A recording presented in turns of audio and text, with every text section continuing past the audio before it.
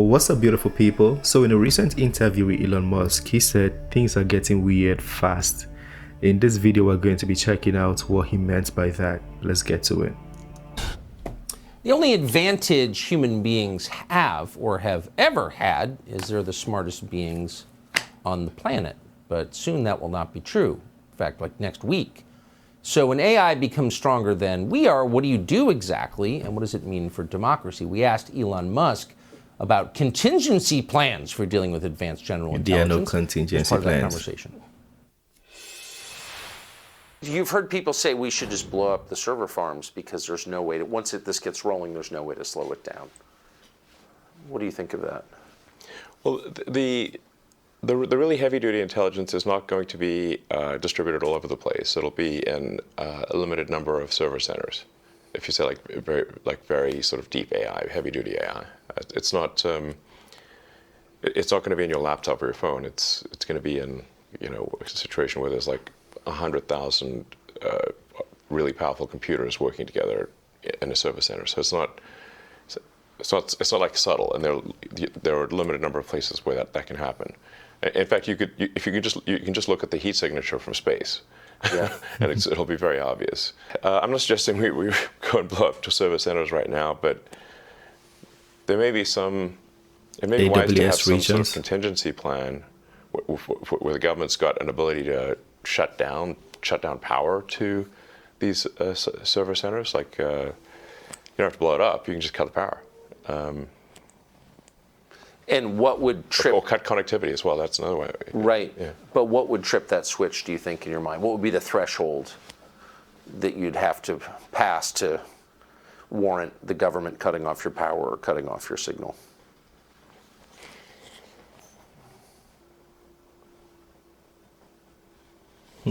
Well, I mean, I guess if we lost control of some super AI, like for some reason, like the things that would normally work to do a passive shutdown, like the administrator passwords, if they somehow stop working, where we can't slow down or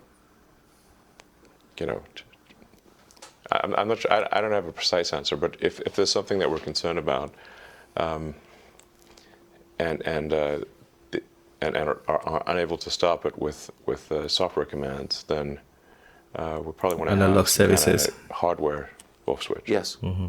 I think can't hurt. Have you talked to, since you know Larry Page, and you you obviously know the OpenAI guys because you started it? Definitely have one. Have you talked to the people who run the biggest AI companies about this recently? I haven't talked to Larry Page in a few years because he got very upset with me about OpenAI. So when OpenAI was created, it did shift things into from a unipolar world where Google and DeepMind controlled, like I said, 3/4 of all the AI talent, to where there's now sort of bipolar world, or OpenAI and Google DeepMind, and and now weirdly, it seems OpenAI is maybe ahead. So definitely ahead right now. I have had conversations with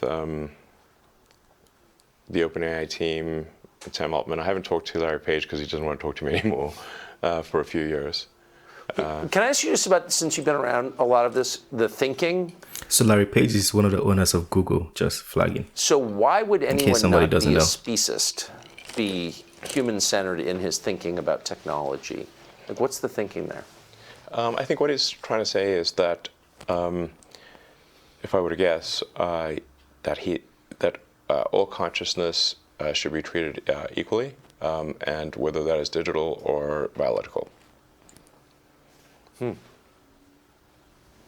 And you disagree? I disagree, yeah. Especially if the digital consciousness, or whatever you want to call it, digital intelligence, decides to curtail the biological intelligence. Right. So you're just building your own slave master, and why would you do that? Doesn't sound great. Yeah, I mean, we should at least no need to rush. Like, what's the hurry? Where's the fire? How? Tell us about the hurry. So this I know you've been talking about this for years, and on the sort of the periphery of our attention, we've heard Elon Musk talking about AI. But for most people, it's been like 3 months since they've had any interaction with this at all. So what's the timeline here? At what point does it start to really change our society, do you think? I think it starts to have probably an impact this year. GPT-4, now it's like writing poetry. Honestly, before I let him answer, I'm going to take it back. I feel like it's having an impact already. ChatGPT or OpenAI might have mastered generative AI. And that is where the problem is at. When AI can now clearly think for itself using information in real time. And that is what ChatGPT 4 is coming with, or has come with. I believe it's ChatGPT 4 we're using now. So let's take it back so you guys can hear. I think it starts to have probably an impact this year. GPT-4, now it's like writing poetry, and pretty decent poetry, actually. pretty decent. I'll try. Skill at rhyming is incredible. Yes, yes. And I'll it's write a coherent. song. Yes, it is. Compared to Eminem. It's even got a narrative. Like, Yes, so you've got that's right. Yeah. So you could say That's like hard to do. most humans can't do that. That's true. So it's already past the point of what most humans can do. Most humans cannot write as well as ChatGPT. Not as fast too. And they certainly, and no human can write that well that fast, as to the best of my knowledge. So maybe Shakespeare. How can you have a democracy with technology like that? I mean, if democracy is, government by the people, each person's vote is equal to every other person's vote. I mean, and people are choosing their votes freely. Listen to this part. Can you have a democracy with this? Well, that's why I raised the concern of AI being a significant influence in elections. And even if you say that AI doesn't have agency, well, it's very likely that people will use the AI as a tool in elections.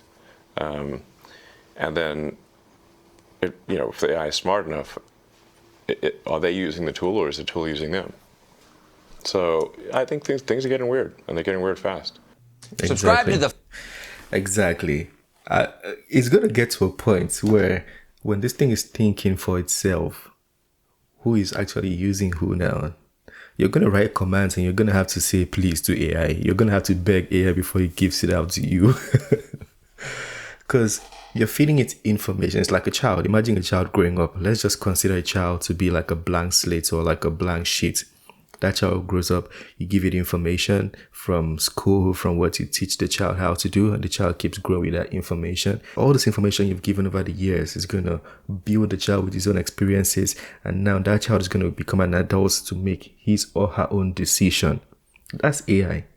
You've built this thing, giving it real-time information and even past historic information, and now it's going to have to make his own decision in the generative I think it's called generative AI, if I'm not mistaken.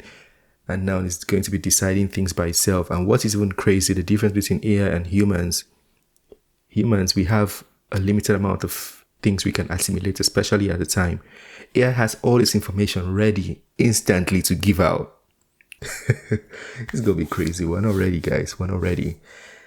Anyways, let me know your thoughts on that video if you want us to check out any other one or like a full documentary. I was reading some documents and some information about AI, and I think it's going to be really interesting to make a documentary about that video. If I have the time to write a whole script, I'm going to write a script and I'm going to make a documentary so you guys can see it also. That being said, share your thoughts. Don't forget, smash that like button, subscribe, and I'll see you on the next one. Have a wonderful day. Peace.